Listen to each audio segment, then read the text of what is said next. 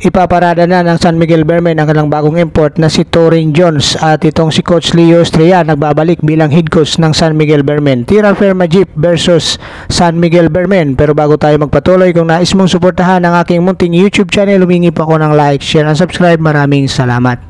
So katapapasok nga lang na balita nga mga Lods ay nagpalit na nga ng pwesto si Coach George Gallant at itong si Coach Leo Estrella para sa San Miguel Bearmen at nagpalit na rin ng import ang San Miguel Bearmen sa katauhan nitong si Torin Jones at pinalitan na nga nila mga Lods ang kanilang import na si Quincy Miller matapos ang tatlong laro nito dito sa PBA Commissioner's Cup kung saan nagbigyan nga niya ng isang panalo ang San Miguel Bearmen. Ito nga mga Lods sa balita ng Spin.ph, Leo Estrella back as SMB head coach, Gallant now as a team consultant. Nag-switch nga sila ng pwesto ng mga Lods para maisalba itong kampanya ng San Miguel Bearmen dito sa PBA Commissioner's Cup dahil dalawang sunod na nga pagkatalo ang nalasap ng San Miguel Bearmen sa kamay nga nitong si Coach George Gallant.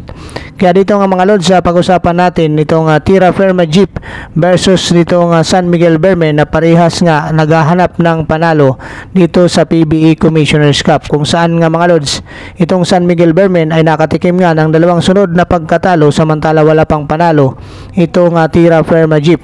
Dito mga Lods nagpakitang gilas agad ang import ng San Miguel Bearmen na si Torin Jones at dito naman back to drawing board naman itong si Coach Leo Estrella. So ang laban nito mga Lods ay naghahanap pareho ang dalawang kupunan ng magandang panalo dahil sa sunod-sunod na pagkatalo nga nila dito at ang import ng San Miguel Bearmen ito yung kanyang debut games dito sa PBA bilang import ng San Miguel Bearmen. Si Vic Manuel naman mga Lods para sa Tira Firma Jeep ay parang gusto may patunayan dito sa kupunan na dati niyang kupunan na San Miguel Bearmen.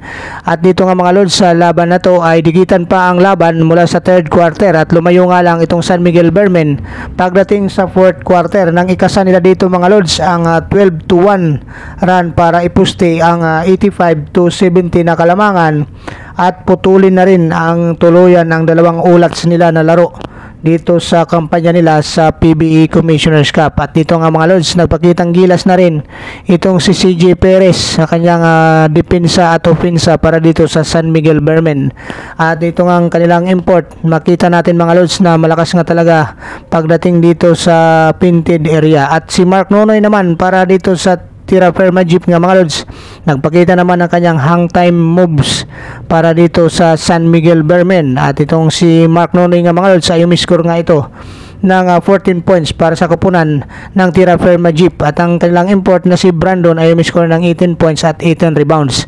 Samantala ang import naman ng San Miguel Bearmen na si Torin Jones ang nanguna para sa opensiba ng San Miguel Bearmen na umiscore ng 24 points at 13 rebounds nga mga Lods. Samantala si Junmar Fajardo ay nag-ambag naman mga Lods ng double-double at may umiscore ito ng 21 points at saka mayroon pa siyang 19 rebounds. So ito nga mga Lods, balance ang scoring dito ng kupunan ng San Miguel Bearmen mula dito sa bagong hawak na naman ulit nitong si Coach Leo Estrella na San Miguel Bearmen. At dito nga mga Lods naka 3-point shot pa itong si Junmar Fajardo na ikinatuwa naman ng kanyang teammates na si Wami Chongson. So ito naman mga Lods ang una rin paghaharap nila ni Vic Manuel mula nga dito sa pagkakalipat sa kanya sa dati niyang kupunan na San Miguel Bearmen, maging itong si Wami Chongson, ito rin ang unang paghaharap niya sa dati niyang kupunan na Tira Firma Jeep. So ngayon mga Lods nanalo ang San Miguel Bearmen sa score na 106-88 at ngayon 2-2 na ang standing ng San Miguel Bearmen. Maraming salamat. God bless you all.